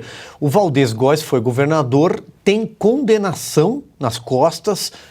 A condenação foi ratificada pelo STJ e aí depois, dentro daquela linha interminável recursal do Brasil, segue parada. O que acontece é que, se retomado o julgamento na Corte Suprema e ele for condenado, porque já tem inclusive uma liminar favorável nesse sentido, uma decisão favorável nesse sentido, ele vai ter que deixar o ministério. Será o primeiro ministro a ter de deixar o cargo por conta de denúncias, de condenações. A gente trouxe o número aqui, são 12 de 37 ministros enrolados com a justiça. É um recorde, né? É um recorde, é verdade, Augusto. E esse talvez seja o caso mais adiantado do ponto de vista processual, porque já há condenações. A Luciana Santos também tem condenação, mas está lá no TJ ainda. Então, o Paulo, é peculato nesse caso. Isso precisa ser retomado pelo STF. Acertou o deputado Deltan Dallagnol, que chefiou a Lava Jato, foi procurador de justiça no Paraná, ao provocar o Supremo. O Supremo precisa deliberar sobre esse caso. Provavelmente, se cumprido ali os indicativos de resultado dessa decisão, o Valdez Góes será o primeiro-ministro do Lula, o breve. E aí, Fabi? Vai completar aí quase 2 anos de pedido de vista. É comum tanto tempo aí para analisar esse caso? Bom, é comum, sim, a justiça demorar bastante, viu? E esses pedidos de vista, geralmente no Supremo, ocorrem dessa forma mesmo. As exceções é justamente o oposto, né? O balcão de negócio que a gente viu nas últimas eleições, que se utilizavam do TSE/STF e a agilidade que tinham, né? Então, para até ter admissibilidade num juízo como o Supremo ou o STJ, é muito complicado para meros mortais. E fez muito bem, realmente, o Deltan em oficiar o ministro, em querer saber até, ele não viu o ofício, não tive conhecimento, mas provavelmente ele está perguntando as motivações, né? Penso eu que o Deltan deve ter dito: quer algum esclarecimento, ministro, né, para o seu pedido de vista, mas isso nos chama atenção por uma coisa: se os ministros estivessem fazendo o que realmente devem, como neste caso, julgar, né, esses casos já antigos de corrupção, talvez não teriam tempo para praticar a censura que é proibida no Brasil, ou ilegalidades, como também pontuou Augusto no comentário passado, em relação às multas, né? A gente realmente não tem esse padrão, viu, Augusto? Isso é inenarrável, a ojeriza que se tem no mundo jurídico em relação a imputação dessas medidas, que para mim é como se fosse uma pena quando você estrangula financeiramente pessoas, né? E foi até verbas alimentares de alguns que foram realmente pegas por conta dessas multas. Então, a gente junta tudo isso e vê que o Brasil precisa se olhar de frente. Então, a gente está falando do passado, da condenação de pessoas que fizeram algo no passado, com o olho no presente e tentando pensar no futuro. Mas com essa leva aí de ministros está um pouco difícil. Vamos lembrar que o Valdez Góes nem estava naquela nossa lista de ministros que a gente fez aqui, uma enquete, qual seria o primeiro a cair. A gente falou da Daniela do Vaguinho, Juscelino Filho, e agora o Deltan Dallagnol, então, desencava aí o Valdez Góes. Dino já tinha caído. Já tinha caído, exatamente. Tinha caído em 2017, é isso? Exatamente. Olha, eu estou impressionado com isso. O Silvio Navarro, que sabe tudo. Quantos são os ministros já com a capivara 12 exposta? 12 de 37. Mas é uma coisa espantosa. Silvio, você ter um prontuário de bom tamanho é critério para nomeação. Não é possível isso. Agora, o Supremo não decidiu há pouco que queria acabar com esse negócio de ficar muito tempo com o processo, pedir vista, essas coisas. Está na hora de julgar. Então, e de dar o exemplo. Um dos mistérios, digamos assim, que intriga o Brasil, vem intrigando nos últimos anos, é esse. Ninguém, de um lado, é punido. Do outro, meio mundo é punido, e com alguma frequência. Quando alguém fala qualquer coisa contra o governo, não gosta do Lula, ameaça a democracia. Uma militante do PCdoB, como vimos, faz um discurso contra o Banco Central, quer dizer, está atacando uma instituição de maneira perigosa, e ela pertence ao PCdoB, que, por definição, começa com o fim da democracia. O PCdoB defende com todas as letras a ditadura do proletariado. Está no nome. É ditadura. Não tem essa conversa de república socialista, república democrática. Não, é ditadura mesmo. O PCdoB, pelo seu programa, não é uma ameaça à democracia brasileira? Então não tem porquê. Se não é, não tem porquê achar que outros sejam. Agora, o que ameaça a democracia é a corrupção que mais ameaça. E nós estamos vendo um governo infestado de corruptos. Infestado, e o ministro Alexandre de Moraes tem a oportunidade de mostrar agora que, de fato, está preocupado com a democracia. A democracia, com o poder entregue aos corruptos, não funciona. Diga lá, Silvio. Augusto, queria trazer mais uma informação para você, então, já que você está recolhendo o currículo dos deputados, né? Dos deputados não, dos ministros. Veja, o Valdez Góes, ele já foi preso em 2010 numa operação chamada Mãos Limpas. Ele assume esse Ministério da Integração Nacional depois de ter sido governador do Amapá. O Amapá é o estado do senador Davi Alcolumbre, filiado à União Brasil. O Valdez Góes era filiado ao PDT. Para entrar no Ministério do Lula, e não foi escolhido por critérios técnicos, ele foi escolhido porque o Davi Alcolumbre e a União Brasil, Luciano Bivar, fizeram um acordo para que a sigla tivesse um espaço maior. Então, o partido tem 2 ministros, por acaso, também enrolados. É a Daniela do Vaguinho, do Turismo, e o Juscelino Filho, das Comunicações, aquele que pavimentou, né, estradas em suas próprias terras com dinheiro público, nas fazendas. Então, veja, o Valdez Góes vai se filiar à União Brasil pelas mãos do Davi Alcolumbre. E a chave de tudo isso, o cofre, se chama Codevasf. É a Companhia de Desenvolvimento do Vale do São Francisco e do Parnaíba. É a menina dos olhos de qualquer político do Centrão. Como lembra o Silvio Navarro, o ministro do Lula não resiste a um Google, né? Complicada a situação. Agora, mas foram examinados todos pelo... Como é que é? O Rui Costa? Gabinete de transição. Equipe de transição, aquela... Gabinete. Falta de gente não foi, tinham 1.000 pessoas. Tinha 1.000 pessoas. Então, nenhuma olhou o Dr. Google. Bem lembrado, É isso aí. E agora é hora de entrevista aqui no programa Oeste Sem Filtro.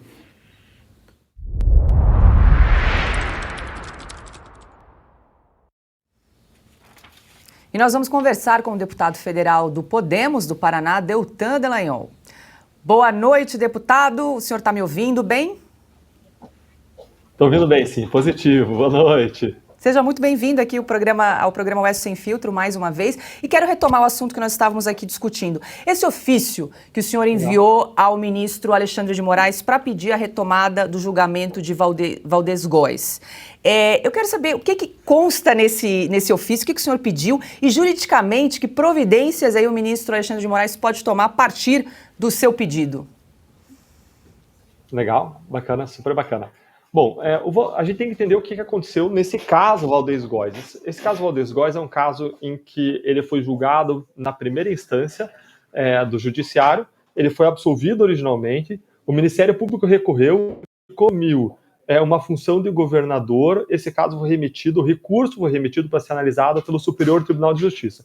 E o Superior Tribunal de Justiça analisou profundamente esse caso e chegou à conclusão de que ele era responsável por um crime de peculato.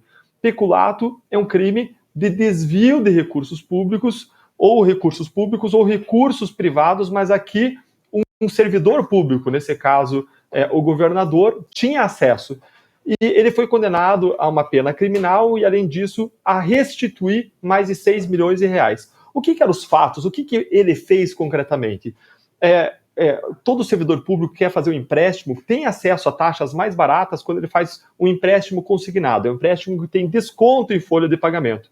Então, um servidor público, um funcionário público ia lá fazer um empréstimo, ia ser descontado o valor no seu salário para pagar a financiadora, a empresa que fez o empréstimo.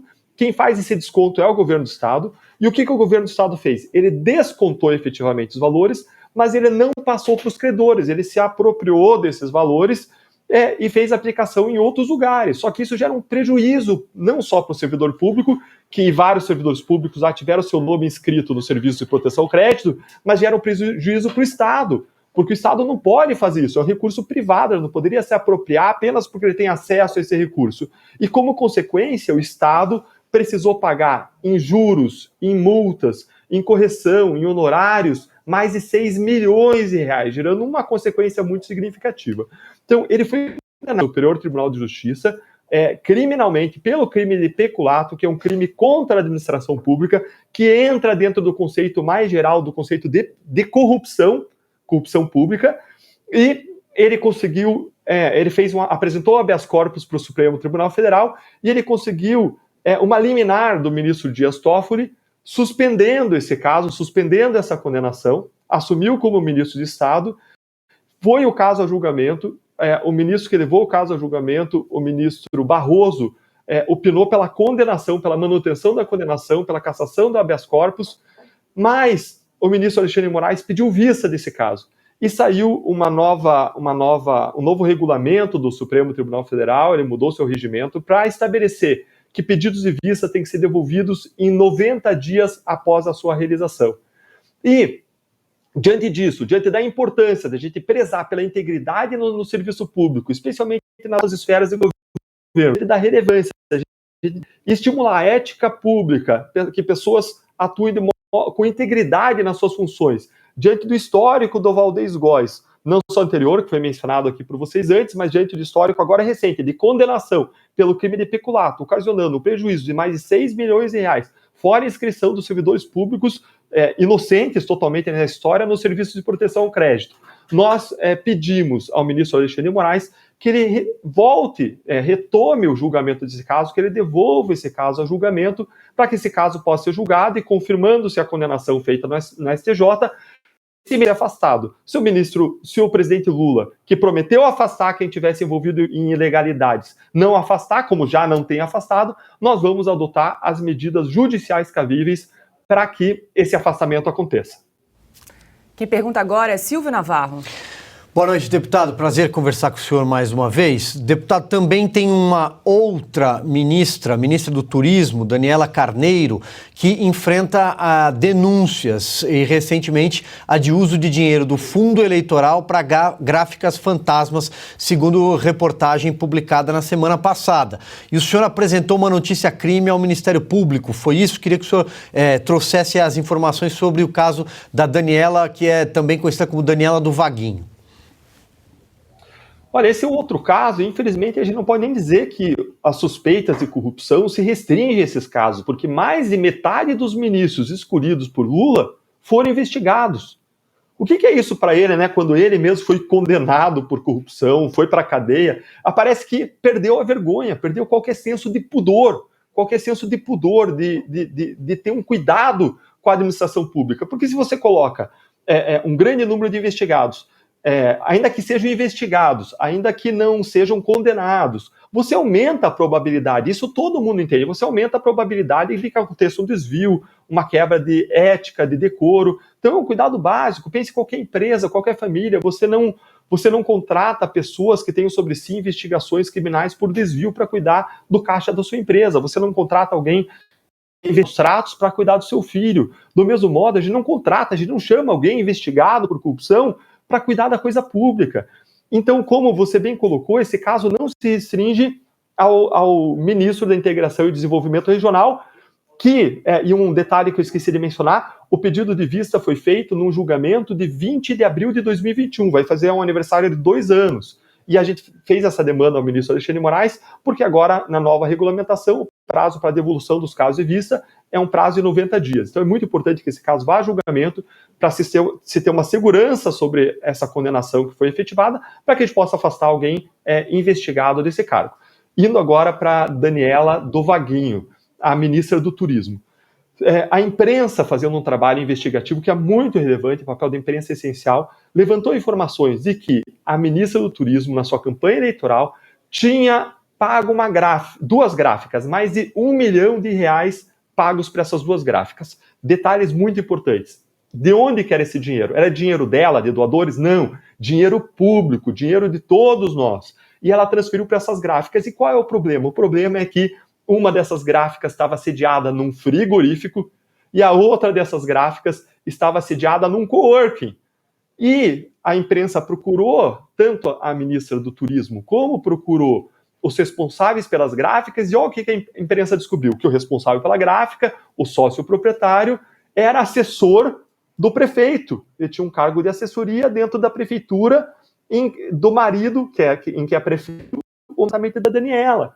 Ou seja, todos os indicativos apontam para que eram empresas gráficas fantasmas. É algo que parece ser melhor investigado, melhor aprofundado, tem que se confirmar, tem que se apurar, mas os indicativos vão nesse sentido, de que foram empresas interpostas, utilizadas ou para desviar esse dinheiro público, ou como intermediários para desviar um pedaço do dinheiro público que em seguida era repassado para outros custos. De todo modo, algo muito, muito grave. Os indicativos apontam nessa direção. E isso precisa ser melhor investigado. Então, existe uma hipótese de que houve desvio de dinheiro público, ela pode ou não ser confirmada numa investigação. Agora, o que não dá é para ficar de braços cruzados e não fazer nada. Uma postura de um gestor cuidadoso, cauteloso, preocupado com a sociedade e preocupado com o interesse público e que dinheiro não seja desviado, uma postura cautelosa seria afastar ela do ministério. Como, aliás, prometeu o Lula que ia fazer sempre que surgissem evidências de desvios de pessoas que estavam em cargos importantes do seu governo. Ele prometeu isso, não é nem eu falando que isso deve acontecer. Ele prometeu, porque é óbvio, todo gestor cautelarmente vai afastar, por cuidado, pessoas envolvidas em escândalos, em desvios de dinheiro público, em evidências levantadas seja pela imprensa, seja pelo Ministério Público, porque não dá para você aguardar o final de uma ação judicial transitada em julgado, que vai demorar 10, 20 anos para acontecer. É agora que você precisa proteger. Se você tem um médico público que estupra uma paciente na mesa do parto, não dá para você aguardar 10, 20 anos o trânsito em julgado, você tem que afastar aquela pessoa para evitar o risco disso aconteça, de que bens, a identidade da pessoa, a liberdade da pessoa, o dinheiro público sejam protegidos. Então, nós fizemos um pedido, uma comunicação para o Ministério Público pedindo que se fato fosse investigado. Não existia ainda investigação, o Ministério Público nos comunicou hoje que instaurou um procedimento para adotar providências em relação a esse fato, o que é muito importante, a atuação das instituições de cabendo fazer o que faz. Nós, no Parlamento, fiscalizando o Executivo e o Ministério Público investigando. Deputado, só voltando rapidamente à questão anterior, o senhor mencionou que tem uma nova regra agora, impondo aí um prazo de 90 dias para retorno dos autos. Se o ministro Alexandre de Moraes pedir mais prazo, em razão do seu ofício, existe alguma medida judicial que possa ser tomada nesse sentido, para que ele respeite esse prazo de 90 dias? Eu desconheço qualquer medida efetiva que poderia ser adotada, porque qualquer medida que fosse adotada seria ou eventualmente um mandado de segurança para a própria corte, ou seria um pedido para a presidência. Eu teria que dar uma revisadinha na regra para ver se tem alguma providência específica, mas do modo como funciona o Supremo Tribunal Federal, provavelmente vai depender da ação dos próprios ministros ou do presidente. Mas é uma resposta que eu vou checar, eu fico lhe devendo e eu volto depois trazendo essa informação, ainda que depois da entrevista, informalmente para vocês, ou senão eu vou pedir até alguém para me ajudar aqui. Renata, se puder pedir para alguém levantar agora a informação sobre qual é a consequência no regimento interno do Supremo e ele dá essa resposta para vocês. Perfeito, obrigada. A gente está conversando ao vivo com o deputado Deltan Dallagnol. Quem faz a pergunta agora é Fabi Barroso. Boa noite, deputado Deltan. Muito obrigada por estar aqui conosco, mas em relação até o que essa providência é inédito, né? Porque a norma é realmente recente e não se sabe, né, o que os ministros vão tomar aí como providência, caso não haja, mas deve ter algum provimento, eu também desconheço esse provimento. Mas o que eu queria te perguntar, até no sentido um pouco maior, né, da nossa luta, da retomada, para o Brasil não ficar no caminho da impunidade. E eu me lembro muito bem de uma das grandes bandeiras que o Brasil tinha e precisa retomar, é a prisão em segunda instância. Então, novamente, eu acho essa pauta muito importante, porque já foi falado bastante quando teve o desencadeamento da Operação Lava Jato, mas a morosidade, né, e depois até a prescrição que acabou ocorrendo nos casos mais sérios, e a gente só vê pessoas de colarinho branco e poderosos não chegando nunca a essa tal da punição, né? Então, gostaria de saber em relação a esse projeto específico, se tem alguma já efetividade de colocar isso na pauta. Como que funciona o Congresso Nacional? A pauta é estabelecida pelo presidente da Casa, ou seja, o presidente da Câmara dos Deputados e o presidente do Senado Federal são basicamente quem decide o que vai ser colocado em votação junto com uma reunião de líderes e liderança. E ele muitas vezes vai seguir os pedidos do governo dentro de uma negociação que Congresso e governo fazem entre si, dentro de uma negociação de pautas. Daí era tão importante a escolha de um presidente da Câmara dos Deputados que estivesse alinhado com o combate à corrupção, que estivesse alinhado com de prosperidade, de avanço, de justiça e de liberdade. E por isso que surgiu e se colocou à disposição o Marcel Van Hatten como candidato, e eu o apoiei para se tornar presidente da Câmara dos Deputados. Infelizmente, ele não conseguiu sucesso. Infelizmente, o deputado Lira acabou se elegendo com uma maioria avassaladora de votos, e é uma pessoa que não tem tradicionalmente uma ligação com essas pautas de combate à corrupção. No Senado Federal, de modo similar, nós apoiamos a eleição do Marinho, do Rogério Marinho, por nós acreditarmos que ele estava mais alinhado a pautas conservadoras, de liberdades, de direita e pautas anticorrupção. Infelizmente também não foi o fim que nós almejávamos. Por que não foram escolhidos, na minha leitura, os presidentes mais alinhados com a direita conservadora quando a sociedade brasileira escolheu, na sua maioria, deputados e senadores à direita conservadores? Por que essa discrepância? Por que a sociedade escolhe pessoas conservadoras e essas conservadoras não escolhem alguém que espere esses posicionamentos para liderar as casas? Bom, a razão central para isso, na minha leitura, é o fisiologismo. Existe um alinhamento dos presidentes das casas que ganharam as eleições com o governo, e existe uma grande tendência de alinhamento de deputados e senadores com o governo, mesmo alguns que tiraram foto com o Jair Bolsonaro, mesmo alguns que se colocaram à direita, mesmo alguns que se declararam conservadores, tem uma tendência de alinhamento de grande parte dessas pessoas com o governo. Por quê? Porque grande parte das pessoas se elege em virtude de determinadas cidades e regiões por recursos públicos. E essas pessoas vêm para o Congresso Nacional com a missão dos seus eleitores de conseguir recursos públicos para suas regiões. Só que, qual é o modo de você conseguir acesso a recursos públicos? Ou você consegue cargos do Executivo Federal na sua região, cargos de DINIT, de outros órgãos públicos federais, ou você consegue um acesso a emendas especiais para além daquelas emendas mandatórias que vão para os congressistas. E como é que você consegue isso? Se aproximando do governo. Então muitas pessoas vão se aproximar do governo e vão passar a formar a base e apoiar projetos do governo, mesmo aqueles que se elegeram como conservadores à direita, com o objetivo de conseguir acesso a cargos, acesso a emendas, acesso a recursos públicos. Essa é uma prática que existe na nossa sociedade, vem de bases que cobram isso dos seus representantes, e se a gente quer mudar o país, se a gente quer que as pessoas aqui no parlamento se preocupem com as duas funções centrais do parlamento, mais que são legislar e fiscalizar, e não acesso a recursos, a sociedade tem que eleger mais baseada em ideias, em posicionamentos políticos, em valores, em princípios e nas pautas que os candidatos, uma vez eleitos, vão defender. Então, essa é a minha leitura do que aconteceu. Infelizmente, em razão da escolha desses presidentes das casas, eu vejo com muita dificuldade o avanço da pauta de corrupção. A isso se soma o fato de que boa parte dos deputados e senadores são investigados por crimes e não têm o interesse no avanço dessas pautas. O próprio Lira foi investigado, foi alvo da Lava Jato. Então, eu não vejo um cenário hoje propício. Agora, isso não afasta os telespectadores do nosso dever moral, da nossa obrigação de lutar pelo fim do purgado e de lutar pelo avanço da prisão em segunda instância. A gente precisa lembrar que a vitória sobre injustiças arraigadas e históricas das grandes sociedades ao redor do mundo não foram vencidas da noite para o dia, mas com perseverança, com fé, com disciplina, com determinação, com muito trabalho, dedicação e estratégia. O meu compromisso é representar a voz de todos vocês que são indignados com essa situação no Congresso Nacional. Agora, para isso, eu preciso da sua ajuda, da ajuda de todo mundo. Perfeito. E vocês fazem aqui na UES um excelente trabalho que precisa ser reconhecido. Obrigada, deputado. Quem pergunta agora, Augusto Nunes. Deputado, é um prazer falar com você sempre. Eu queria fazer um exercício de imaginação aqui. Se não tivessem várias instituições aí se unido numa frente ampla para estancar a sangria provocada pela Operação Lava Jato, para usar a expressão inesquecível do Romero Jucá, quanto tempo o pessoal da Lava Jato levaria para fazer uma boa limpeza no governo Lula?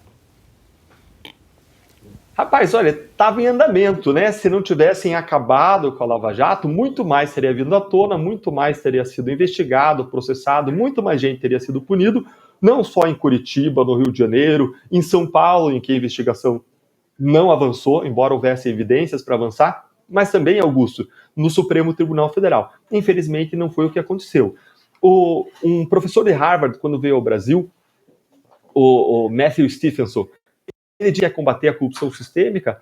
O lugar mais central de onde tem que partir essa luta é a partir do judiciário.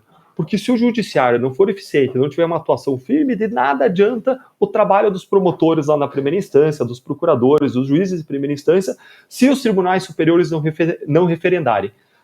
Os tribunais superiores, no começo do Lava Jato, tiveram uma postura firme, mas infelizmente, ao longo do tempo, as regras foram mudadas, se acabou com a prisão em segunda instância, se mudou a competência para a justiça eleitoral para investigar e processar a corrupção política, e hoje a gente tem uma situação em que nós temos não só um governo que esteve envolvido nos grandes escândalos da história, nós mesmos personagens políticos, os mesmos assessores, os mesmos empresários, nós temos os mesmos interesses e controles piores, e um sistema de combate à corrupção mais enfraquecido. O final dessa história, para mim, é óbvio o que vai acontecer.